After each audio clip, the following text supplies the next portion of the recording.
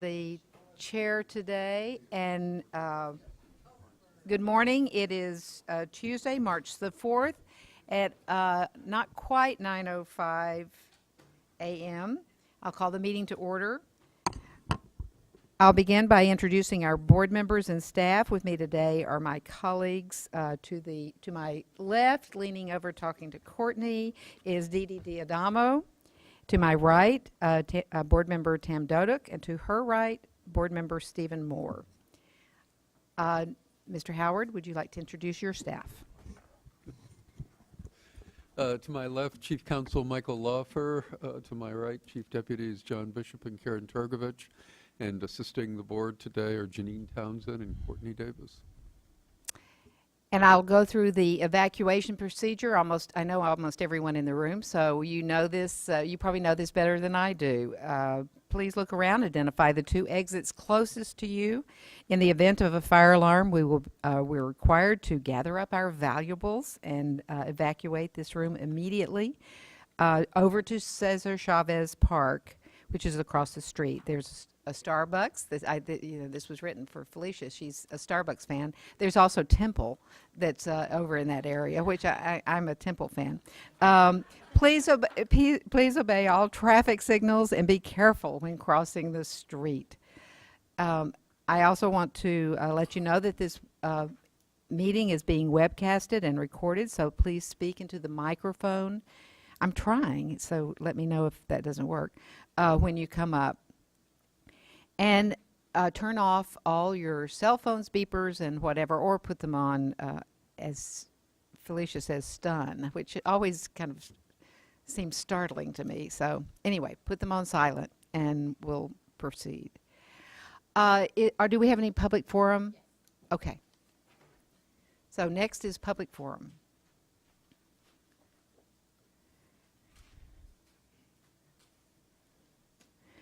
Pablo Ramudo. Hi, how are you? Okay. Good morning. My name is Pablo Ramudo. I am from North Marin Water District, Water Quality Supervisor, and I'm also the Vice President of the Bay Area Water Works Association. I came today to just express North Marin Water District's concern and the concerns of other public water systems in San Francisco Bay region and across the state. Our mission as a public water system is to provide clean and reliable drinking water to 70,000 people, residents of Western and North Marin County, mostly in the city of Novato. Part of our ability to carry out our mission rests on being able to flush water out of our distribution system to maintain water quality and to provide maintenance of our distribution infrastructure. And right now there's a couple of different processes, both in the state water system and in the San Francisco Bay region, to draft a new permit for potable water discharges. And we're concerned because this process in the San Francisco Bay region has been going on for 2 years with almost no stakeholder involvement apart from 7 large agencies. And that permit is being combined in a multi-region permit process too. And we're concerned because although we haven't had any involvement, there hasn't been any outreach to us as stakeholders, these 7 large agencies have had input, and a lot of us smaller agencies and small public water systems are being left out. We want to make sure that our ability to continue to provide clean, safe drinking water to our residents is not hampered. We want any regulatory monitoring process to be reasonable, something that we can live with, something that will allow us to continue to provide that safe drinking water. So we are asking that the regional permit process be combined with the state regional process, and that there's a really robust stakeholder involvement and some outreach to us so that we can make sure that the permit that we end up with is something that we can live with. Thank you. Are there any questions? Yes. Actually, thank you for coming today and for speaking on that. I was actually briefed very quickly about it last week. Is today Tuesday? Yes, it was last week. And I know that other board members will soon be receiving briefing requests from Division of Water Quality staff as well. So it's an issue that has been brought to our attention, and we look forward to working with you on it. Thank you. Yeah, does staff have anything to respond as far as processes that are underway? Because this is an area that I've got some experience and interest in. Well, yes, there has been, I think there are 3 regions that were at one point preparing individual permits, and so we have been working with them in the Division of Water Quality and seeing if we could pull this together to have a single permit instead of multiple different permits around the state. And we've had a couple of stakeholder meetings that were, I thought, broadly advertised, but there are more to be planned, yes. Yes, and thank you for coming today, and it's of the highest importance to us and staff that stakeholders have input in this process. So thank you for calling us out, and we'll work to make sure the word gets out and the opportunity to participate is there. Thank you very much. And Shala, could you talk with him outside just to make sure he's in the loop? Thank you. Next, the board will consider the minutes from the February 4th, 2014 board meeting. I'll entertain a motion. Actually, I'm going to abstain on this one simply because I haven't had a chance to read it yet. Okay. Move adoption. Second? All in favor? Aye. And 1 abstention. Thank you. Board member reports. Let's start with Dee Dee. It's been a while since we've had an official meeting. We've seen each other a lot, but it's been with at workshops, so I'm kind of going back on my calendar. I may have missed something, but mostly I've been spending time talking with whoever is interested in hearing from us on drought updates. And so I was at the Tulare International Ag Expo, also known as the Farm Show. I was there with Martha Davis on a panel. Clean Water Summit partners at CASA members, California Association of Wine Grape Growers, and then I have several, I have one today and then several next week too, so I'll update you next time around. And then Felicia and I were at was with a real fun group at the Inland Empire Utility District. I know many of you have been there already, so it was my first chance to be with Martha and Joe and others. Felicia spoke at their leadership breakfast, an annual event, and then we went on a tour of the Chino Basin and got to see all kinds of interesting integrated systems on stormwater capture, water recycling, and groundwater recharge and management. Steve? Well, thank you, Dee Dee. Yeah, well, that fits the theme of today, right? The integrated water theme. Yeah, going back on my calendar, a couple things. From the Central Coast region, on February 12th, I met with representatives of the Central Coast Low Impact Development Initiative, and we toured a couple of sites that are they're pre-project sites, so places that are envisioned in their upcoming work to do multiple benefit projects in communities along the 101 corridor. So I saw some of the sites that they're working with in the city of Gonzales, where some opportunities to do groundwater recharge, water supply, stormwater treatment type projects are there that also should create a nicer urban area for the residents of the town. On February 13th, I was down in the Central Coast already. I traveled with Chief Deputy Director Karen Turgovich and Felicia Marcus to the Paso Robles groundwater basin area. Met with some stakeholders there, different perspectives on the groundwater management challenges there. And folks have come together and they wanted to present progress they've had on potentially forming a water district to manage water resources in the Paso Robles groundwater basin, which is suffered some challenges with the drought conditions. And so Felicia joined us, as I mentioned, And we also had the chance to go see a green street project under construction in the city of Paso Robles, which I had heard at the Central Coast Regional Board meeting in December that first storm, there actually was a storm in November. I know it seems like there wasn't one, but on November 20th, there was a decent-sized storm. And when that Green Street was already under construction, not one drop of runoff left that area there in November because of this Green Street construction. So it shows that, that these systems can capture, the early runoff and recharge the groundwater basin, which is an acute water management issue in Paso Robles.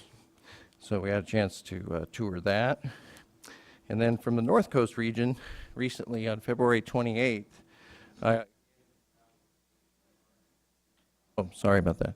I again traveled with Felicia Marcus, this time in the North Coast region, or through it, where we saw some examples of reservoirs that are starting to fill up, but are still quite empty here in late February. And then we hopped the mountain range over to Central Valley region, which is the Clear Lake area. But we met with a lot of North Coast tribal nation representatives, and it was hosted by the Habamotai group of the Pomo Indians, and there were over 10 tribal nations represented. And we were there to communicate, what's going on with the State Water Board, but also with the head of Office of Public Participation, Gita Kapai, and other staff. We were there to listen to the tribal nations about their perspective on establishing beneficial uses in the basin plans of the state related to cultural use of waters and subsistence fishing done by tribal nations. And so that was a good experience. But also with these travels, we do get a chance to see the state and the state of rivers and reservoirs. And it just brings home how serious water management is here in 2014. Okay, with that, I'll pass it along. I'll just report on one item of interest. Last week, the Vice Chair and I were invited to attend a meeting of the Southern California Water Committee, Stormwater Work Group, and it was held at the LA Department of Public Works, and was LA County, sorry, and it was fascinating. One of the things we learned, because the visit occurred in between the various storms, was that their operations center was up and running, and with the previous storm that just ended, they were able to capture 100% of the runoff and put them towards recharge or storage or other uses. It was quite impressive. And afterwards, I was able to tour their operations center, and again, amazing amount of work, amazing amount of dedication towards capturing water and putting it to beneficial use. And I'll just add to that, the next day in the LA Times, they reported on that first storm and 100% capture and estimated the value of that water at $1 million. So it's, I assume it has paid off handsomely for them, and we haven't yet figured out how much they say they were able to capture from this last bigger storm. I am a member of the Drinking Water Advisory Group with the Department of Public Health on the feasibility of direct potable reuse. We had our first meeting about a week ago, and a week and a half ago, and it's a diverse group, and it will be advising the scientists as well as the department as we move toward determining whether or not direct potable reuse is feasible. I also spoke at two different meetings in Southern California. One was the Urban Water Institute in Palm Springs on recycled water, and then the Council for Watershed Health on climate and adaptation. Next, we will take up the uncontested items. Do we have any cards? Okay. Move for adoption of the uncontested items. You read my mind. Second? I'll second. All in favor? Aye. Aye. So that's four very different uncontested items, so you might want to check out what just happened. Uh, now we're going to get an update on the governor's drinking water stakeholder group, and I believe Dee Dee, have you been a part of that? No? Indirectly, okay. This item is an informational update. We'll not be making any decisions at this meeting, but it came up several meetings ago, and we're just very pleased to have Laurel Firestone here and David Orth. And they'll be talking about what the stakeholder group has determined related to nitrate contamination of drinking water supplies in the Tulare Lake Basin and Salinas Valley. Thank you for being here. Well, good morning, and thank you for the opportunity to brief you. We've spent the last couple of years in a pretty detailed process to develop some recommendations that were aimed at supporting this board in evaluating issues that are affecting and preventing solutions of safe drinking water in disadvantaged communities. And Laurel and I, as the co-chairs, were encouraged by our stakeholder group late last year to find some time with you to report on the activities and the recommendations that we've developed. And we'll do that very quickly this morning, as we know your calendar or your agenda is pretty comprehensive. We've put a brief PowerPoint presentation here, and we're going to tag team this a little bit. So, and I've encouraged Laurel to, poke me in the arm if there's something she wants to add to a slide, and vice versa. But just to give you a quick overview, if we can go to the, it's right here. Okay, got it. Thank you. You may recall that the governor's office appointed a stakeholder group in the summer of 2012, it was actually June, to develop specific creative, viable solutions to focus on drinking water solutions, particularly as they relate to nitrate contamination in the Tulare Lake Basin and the Salinas Valley. Our first focus was to really look at the operation and maintenance expenses of these small systems and to try to find ways that we could get available funding more quickly into these communities, but also look at where the gaps existed, and we'll talk a little bit about that through this presentation. And then we were also asked to look at ways where we can make, through state agency actions, the existing funding more accessible, more flexible, more proactive. And I think the last bullet point there to really emphasize is when we were convened in June of 2012, we were told that our initial report needed to be done by August of 2012 in order to support the then rapidly ending legislative session. Was Tam in charge? I think we did okay, but let me build on that. The purpose of the group was to develop initially a shared understanding of the operation and maintenance challenges and the challenges that are encountered when we present creative solutions, when creative solutions are developed, to identify promising actions that initially focused on the Tulare and Salinas regions, but our general stakeholder group focus was an intent that what we developed for those two areas could be expanded into other areas of the state, to really try to look at where the gaps exist and then get recommendations to the governor's office.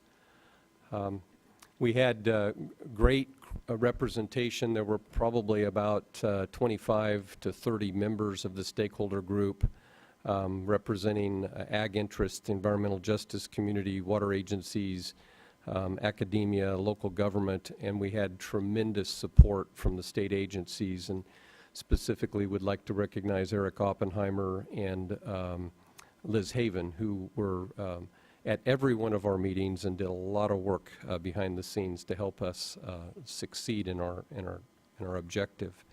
We had tremendous support from other agencies as well, and We'll probably mention here a little bit later that our data and monitoring report, which was the third report, couldn't have been done without a great deal of help from agency staff.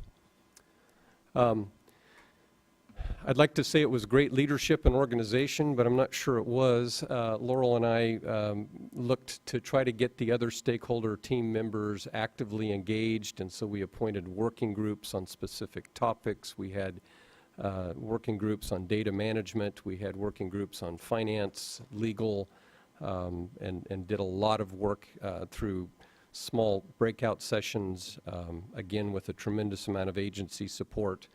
And then tried to hold fairly regular meetings. We had, again, the initial schedule called for 4 or 5 meetings over a 2-month period to really develop that initial report. We ultimately issued the first report in August of 2012 that identified some basic agreements and some recommendations for the legislature as we were directed.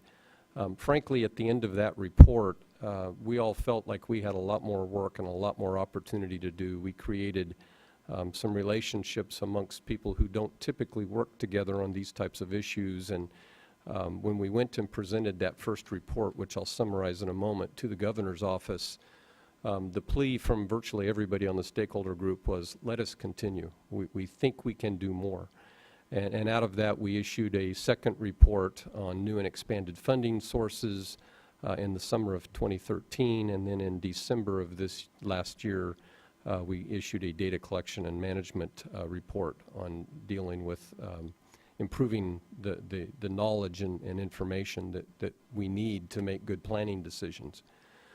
So let me summarize just the first report, which okay.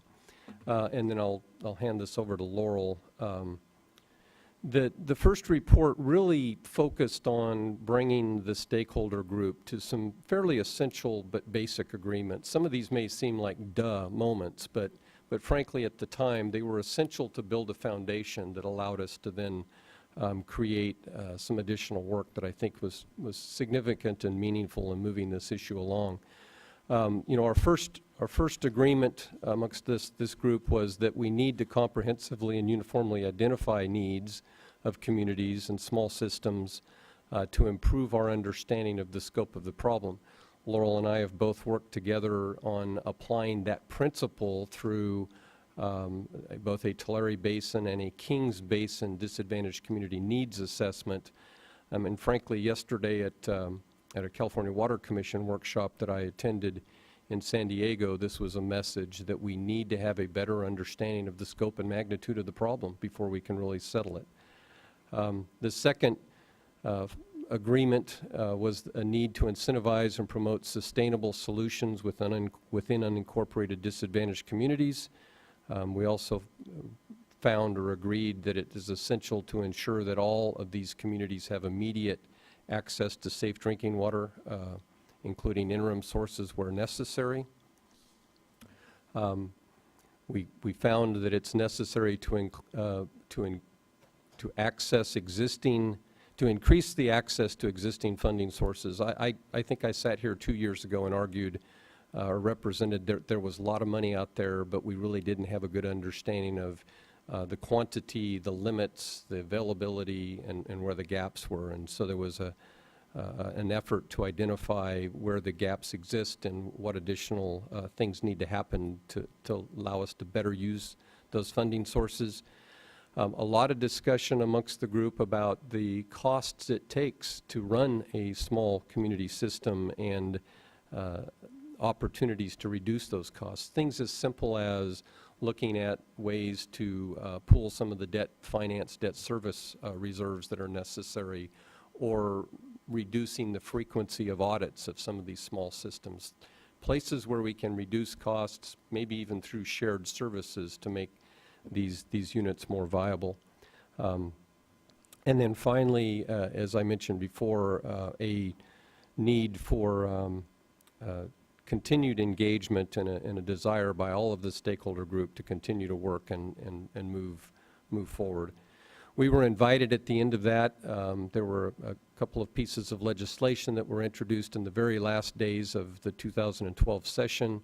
They did not pass, but I think they set a framework for moving forward that Laurel will build on both legislatively and within the administration that moves some things along. We developed a work plan then out of that and made a presentation of the governor's office, and were encouraged to proceed. And so the second report that we developed was a report on new and expanding funded sources. Here we looked at what was out there and what the gaps were. We looked at all of the recommended revenue sources that were identified in both the UC Davis report and the State Board report to the legislature on this issue. And not surprisingly, with the diverse stakeholder group that we had, we didn't have any epiphany that here's a brand new revenue source that we should use. We talked a lot about why some of the recommended sources were troublesome to a sector of the stakeholder group. Reached some general agreement that the water bond continues to be a great place for funding portions of these costs, where those monies can, through the Integrated Regional Water Management Plan program funding, be brought down to the local level and utilized and leveraged with local funds and local investments. We also, again, did a fairly detailed needs assessment, and there's a matrix attached to the second report which identifies the specific needs that exist in transitioning a community from wherever it is on that spectrum of its current position to safe drinking water, and try to walk through those steps and look at available funding and assess, again, where the gaps were.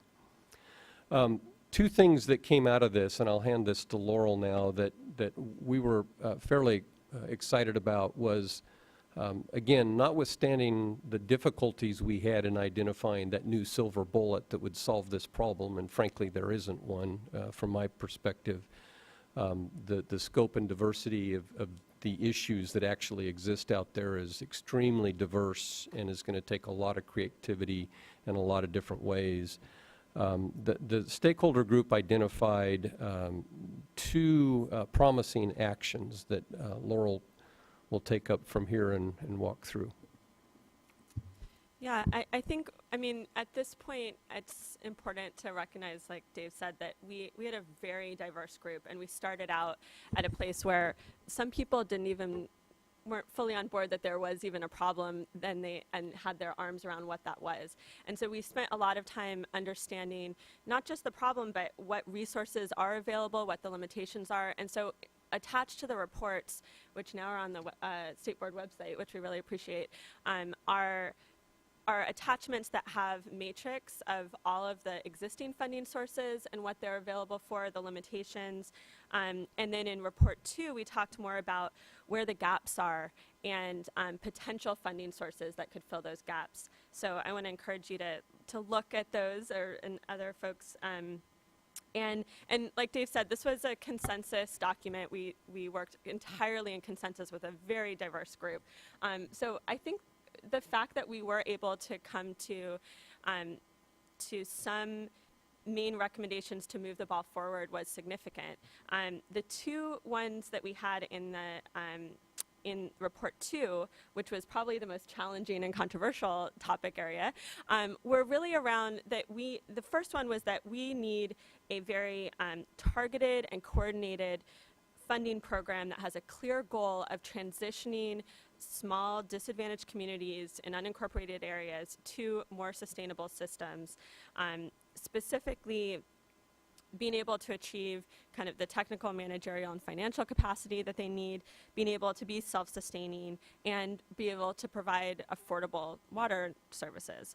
And that we weren't going to get there by our current kind of letting people come to us and apply for, or letting people come to the funding programs and apply haphazardly, but that there really needed to be a more proactive effort. And we outlined quite a number of actions that would help support that transition to more self-sustaining systems, including things like facilitating and doing the financial and engineering analysis around what shared solutions might look like, what consolidation or different types of regionalization might look like, including things like if you, not just connecting communities pipe to pipe, but also looking at could they be managed or consolidated managerially and in dispersed communities that otherwise are isolated and can't afford or have the capacity to provide services necessary. And then the other piece was around creating a mechanism to consolidate disadvantaged community representation. And that was true for, that need was both in terms of, was particularly in terms of kind of planning processes and being able to collect information, participate actively, and ensure that there is an effective voice and role within local and state planning processes and solution development for disadvantaged communities, because currently, you know, not only are communities very isolated and dispersed and small, but there's a lot that don't have any governmental structure at all. So in the Tulare Lake Basin, there is close to 200 unincorporated communities without a centralized water system at all. And so there's literally no governmental entity or even a private entity that is providing centralized water in those communities that could participate in these programs. And so that was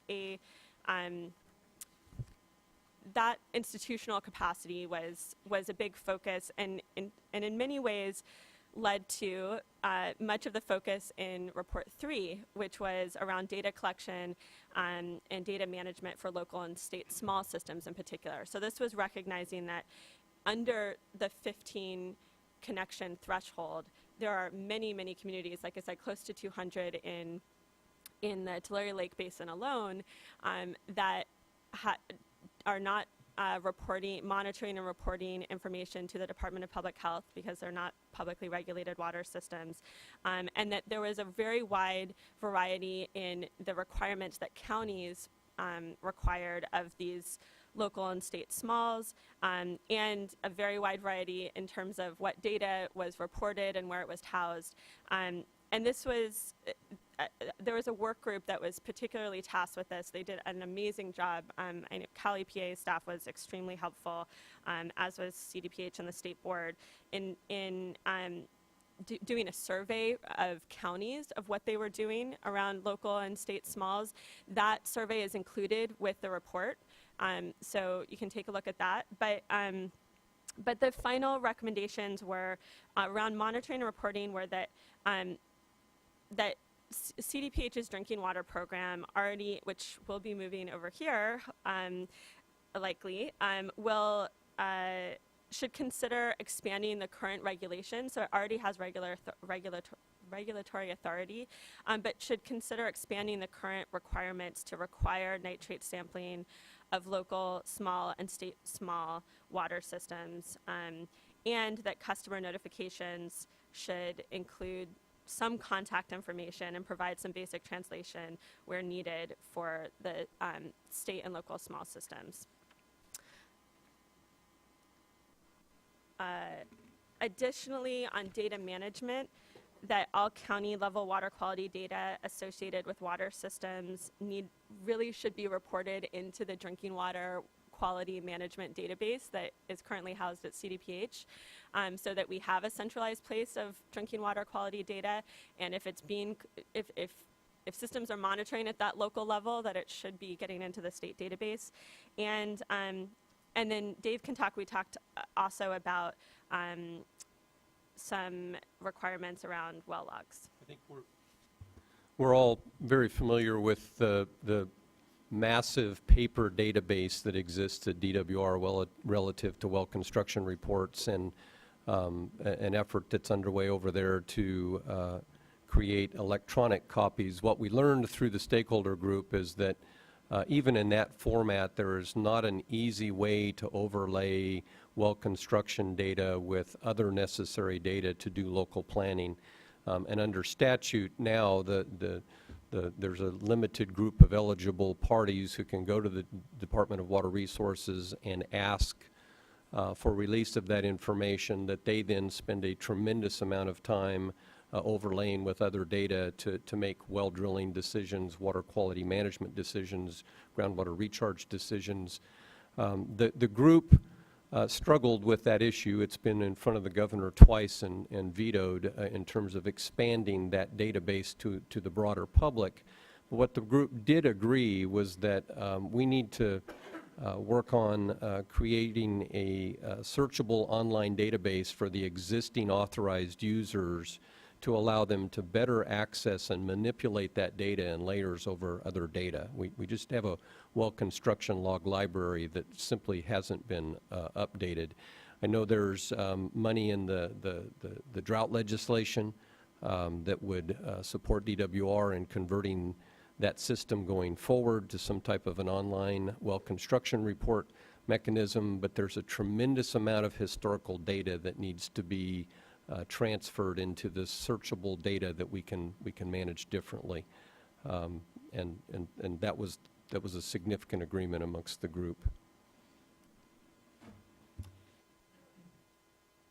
There were a lot of things that came out of this beyond just reports and recommendations. So, you know, this board and the drinking water program at CDPH developed the interim solutions emergency funding program, which now additional funding has been put from the cleanup and abatement account due to the drought bill, or through the drought bill that was just passed, into this program to help ensure that communities have access to some funding source for interim solutions. This is huge. Nothing like this existed previously, and it was really swift action after the initial recommendation with the first report that this was created. You know, there's similarly, although not passed when it was introduced at the last few days of session, the next year there were a number of legislative bills that put into place recommendations around creating more flexibility in the funding sources, particularly SRF. So AB 115 and AB 21, both were bills that were passed last year that create a lot more flexibility in terms of how SRF funding can be used to develop solutions. And those were really directly out of the recommendations through this group.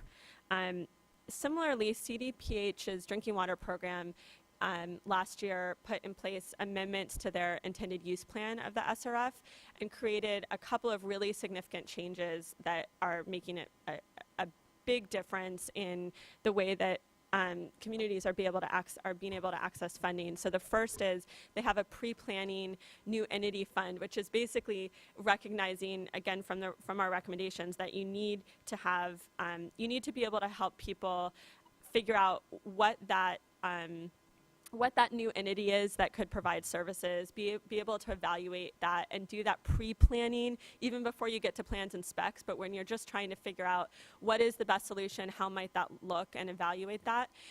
Particularly also for areas that don't have centralized water systems to begin with and are looking for, how might we connect to other systems, develop our own system with other areas. And so this was a new pot of funding that was created in the SRF that there's already been a round of applications submitted. Similarly, they changed a prioritization within the prioritization criteria that basically allows larger systems that may not rank as highly for funding to jump up in the priority list if they consolidate a small system into the larger system. So that is really a strong incentive, or the intent is that it's a strong incentive to have larger systems look at how they can help smaller systems and create more economies of scale. And so again, this is the first year of seeing how well that will be taken advantage of. And then I think there are probably more efforts. I wanted to highlight that the Central Valley Regional Water Quality Control Board is in the process of developing a new SEP program to look at how to prioritize and direct SEP funding to disadvantaged communities in their region. And I think they participated very actively in this group and gave a lot of support as well. And I think that is just one of the examples of, a lot of follow-up that has occurred in terms of people thinking creatively about how we can make funding to fund gaps in what funding is available and develop solutions that I think we all want to get to. So last thing is just moving forward, since we have your ear, things to focus on that are particularly relevant to the state board. Since it's very likely that the drinking water program will be moving under you all, there's still a lot of work to continue to examine how to use existing funding programs and be flexible to make sure that they can really effectively address disadvantaged community needs. So that's looking at the biggest source of funding, which is the SRF. A lot of work has been done. I think more work can be done to look at how to make that effective, even more effective than it is. Emergency interim funding, the cleanup and abatement account, SELP policies at the regional boards. These are all sources that I think this body has a lot of power to make even more effective to address this problem. And then just consider this recommendation around the transitional funding program, and really looking at how can we transition communities to be self-sustaining and in a much more sort of aggressive and proactive way. And then, we have a number of data recommendations that really, much of which can be, especially once the drinking water program is moved over, can be implemented administratively by the regional or by the state board once that's moved over. So please consider that. And we appreciate all of your time. Now, let me just make a couple of closing comments. The lack of good information is really, I think, a significant barrier to fully understanding the scope and the magnitude, and therefore the solutions that need to be pursued. We're spending a lot of time in triage, frankly, within integrated planning efforts, trying to reach out, and the one that becomes the most visible is the one that gets some immediate attention. So I think the data collection and comprehensive needs assessment piece is something that we really need to focus on. And then capacity building at the local level is essential. It's not possible, as I put on my Kings Basin IRWM hat, it's not possible for us with the limited resources that we have to get out and speak one-on-one to the 120 individual disadvantaged communities within our 1-million-acre service area. And so trying to figure out how we better connect that community with integrated planning processes, give them stronger voices and priority within IRWM is essential, in my opinion.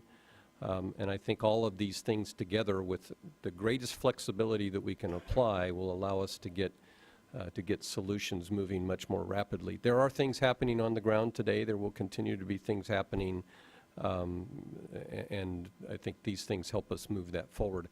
Last thing I'll say is that the group at our last meeting in November, I believe it was, of last year, kind of looked at each other and decided that we think our work is done here. We think that through these 3 reports that we've, again, not created the one silver bullet, but we've certainly identified the scope and range of issues and made some recommendations. And our commitment was to continue to work together where it makes sense and to represent these issues collaboratively, but in our opinion, the stakeholder group is finished, and we're hoping for a meeting with the governor's office in the near future to communicate that with them as well. So thank you very much for the time. Well, thank you for that excellent report. And I think, Dave, you said it wasn't due to your leadership. I think it absolutely is. Both of you have just been amazing in the model that you've shown of leading and collaborating, even when, historically, maybe that wouldn't have been the case. And you've really spread that to a lot of other groups. And I think that this report is the product of that. And I did just want to follow up on what you were talking about as far as moving forward in maybe, other projects. And I definitely saw that with CDFA's task force on nitrogen tracking and reporting. We wouldn't have been able to move as quickly as we had, but for the strength of relationships that both of you worked so hard and your committee worked so hard to build. And so maybe if you could talk a little bit about, how this has spread. I know, Dave, over in the work that you've done with disadvantaged communities, maybe regionally and also big picture.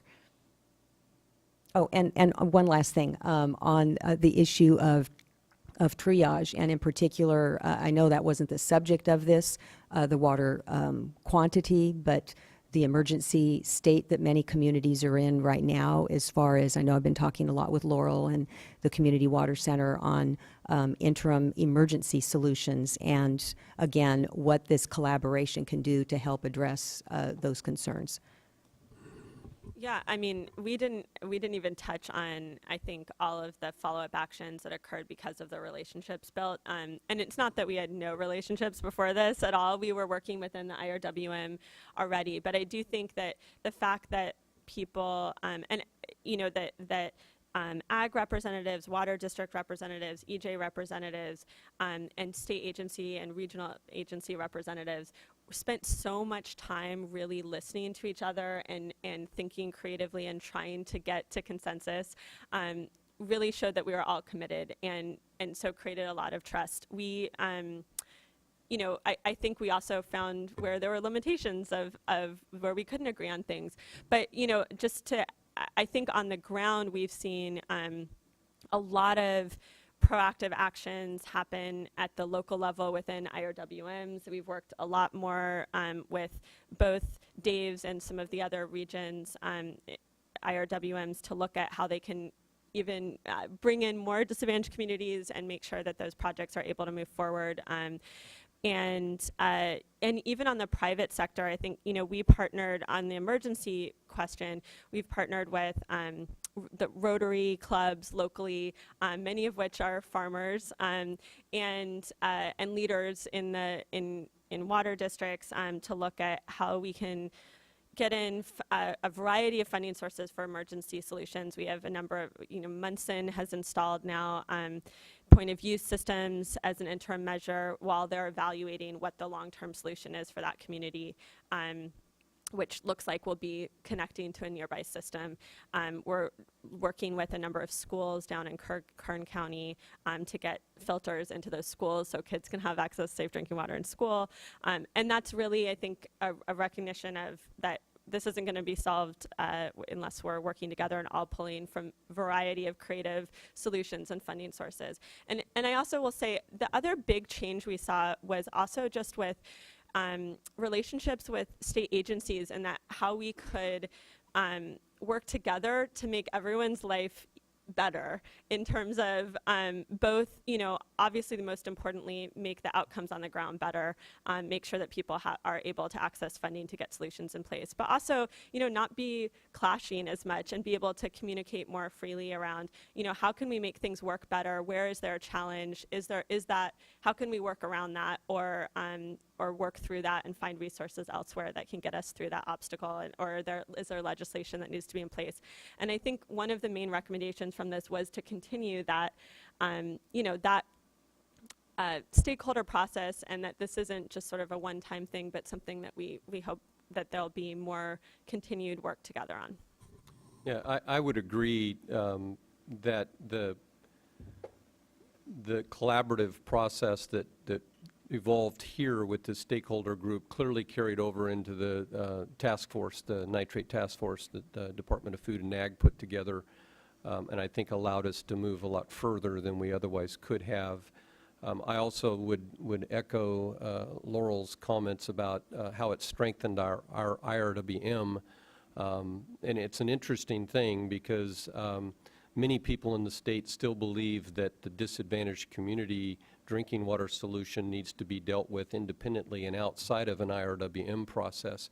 And while that may make some sense in some areas, I think in areas where IRWMs are committed to and are willing to make it a priority, both in terms of projects development, and even one of the things that we're talking about now is trying to change our due structure and our governance structure to allow for a stronger unity, a better connection between that community and the traditional, drinking water, or excuse me, city and water agencies that tend to make up IRWMs. So that collaborative process, I think, is working and needs to be leveraged to the fullest where people are willing to do it.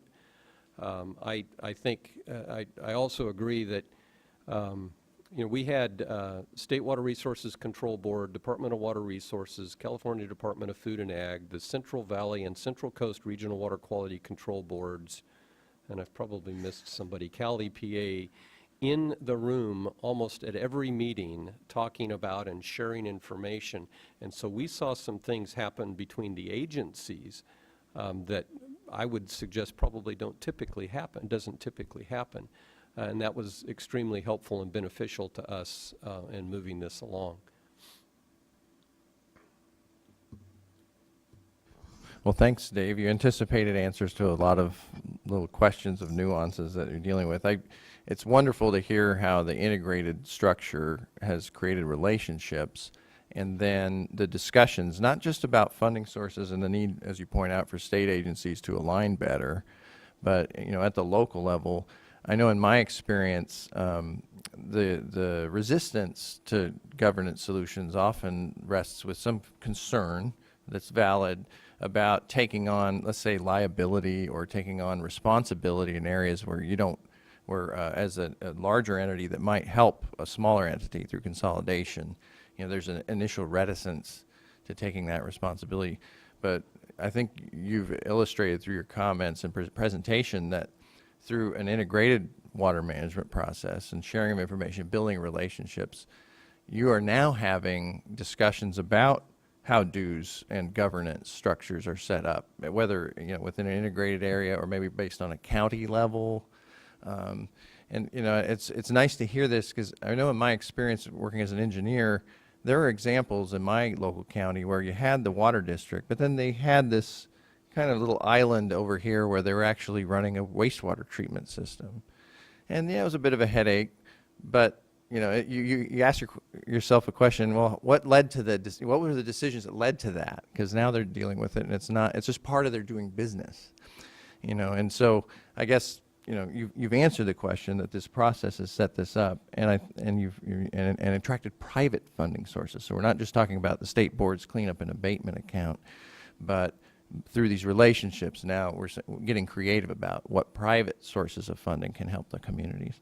But I guess I just want to ask you to comment again about governance. Are the integrated water management programs enabling or some creativity about that? Because as you have your recommendation, it has a lot to do with the drinking water program and interim solutions.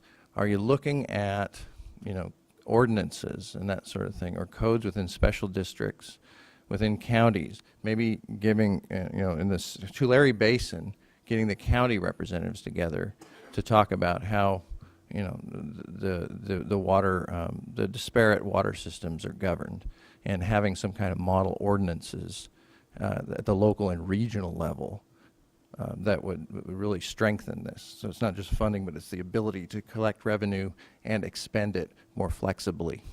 Yeah, there's a number of things that are going on there, and let me see if I can fairly shortly respond. And I know Laurel's probably going to have some points of disagreement on this, and that's okay.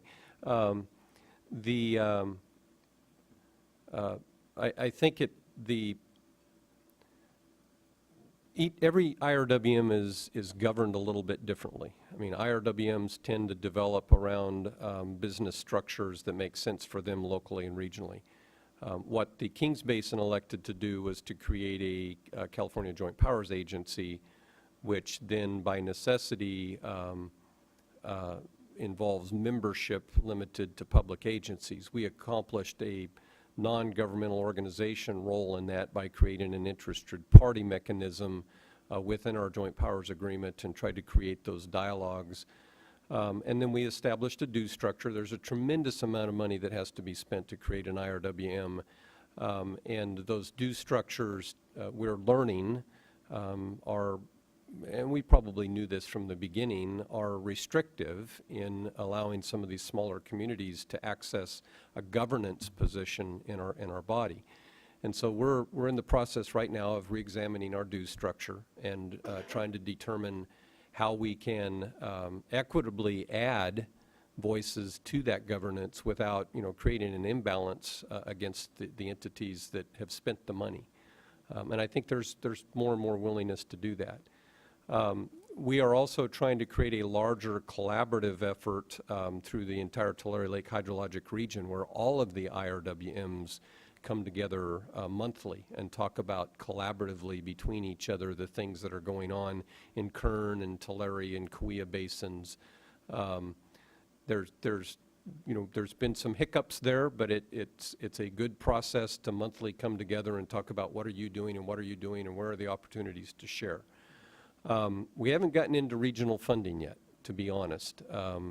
I think one of the things that we're going to have to do going forward, just like the disadvantaged community issue, is to figure out how we create revenue mechanisms that allow IRWMs to succeed. If they're, in fact, the foundation of California water policy, which, or California water management, which Director Cowan said recently, we're going to have to create sustainable revenue streams for them to function as well. No sample ordinances yet. I think there are lots of opportunities for us to move some concepts forward. I do want to loop all the way back to your comment about consolidations. It is so diverse and so different that it's hard to create that common model that says thou shalt do it this way.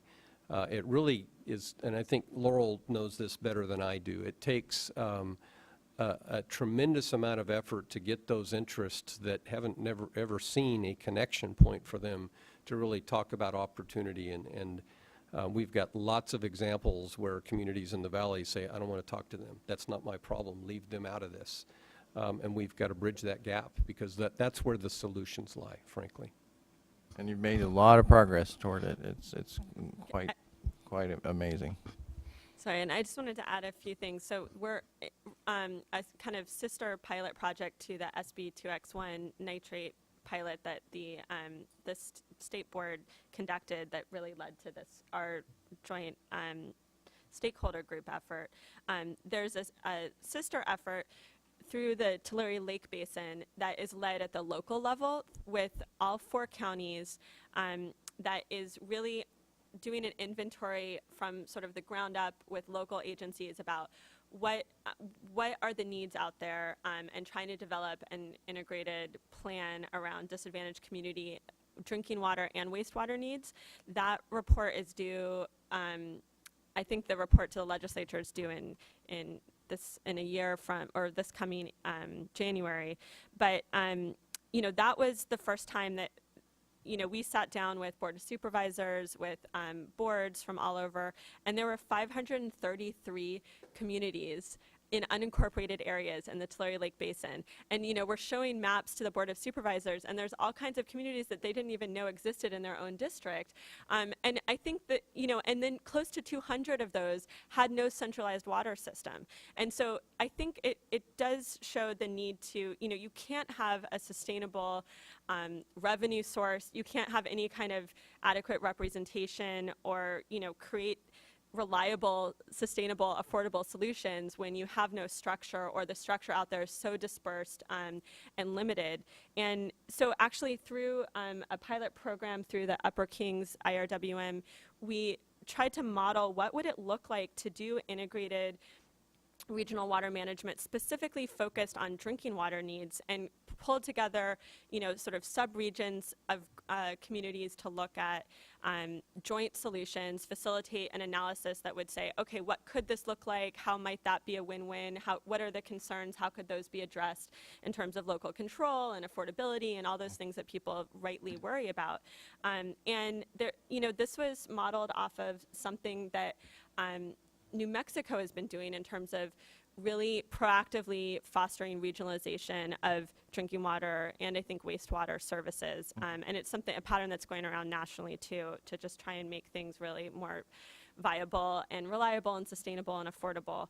And so, again, to me, that's where, yes, the state funding is limited, but it's also such a powerful tool and incentive to be able to facilitate solutions happening. And without it, it's so easy to just remain entrenched in the status quo. So, appreciate it. Well, good, and that's a real interesting exercise, huh? Using the drinking water challenge as an IRWM starting model. But I bet you find that you meet a lot of other water management needs within those areas if you use drinking water as a starting point. Definitely. No, Yeah. it's stormwater, flooding, and wastewater. Absolutely. Yeah, that's very interesting. We'll have to check up on New Mexico's program a little bit. Okay, thank you. I just want to make sure that we recognize Eric Oppenheimer, who's in the back, and Liz, who's not with us. They were very involved in this and brought back lots of information after the various meetings. And so thank you, Eric and Liz, wherever you are. Also, I want to follow up a little bit on what you said, Laurel, at the beginning, or maybe Dave did, about this becoming a model, not a rote model, but this giving some direction as to what might happen in other regions, because there are a lot of disadvantaged communities, and there are a lot of governance challenges and funding challenges, and so this is not just for the Tulare Lake Basin or Salinas. And so to the staff, are we taking lessons learned from these 3 reports and the efforts that they're making and starting to move them out into other regions, or is that still a work in progress?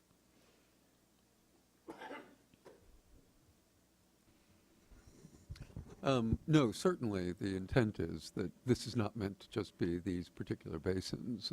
We're trying to figure out solutions for the entire state. And so are we actively pursuing that, or is that just on our to-do list? No, we're, as part of the transition approach that we're dealing with, we're trying to look at a comprehensive approach for dealing with this issue. We're putting together budgetary documents right now and other documents to allow us to, move forward effectively once we have the program. Great. Thank you. Any other questions? Thank you very much for this report. It was encouraging, but not over. Actually, I'm going to take a 5-minute break so that folks can move around a little bit, and then we will not be doing item 8. It has been pulled. It's the proposed transfer of the drinking water program. But we will start with the draft maps of areas of concern for nitrates in groundwater. And we'll start that at 10 minutes after 10. So just a real quick break.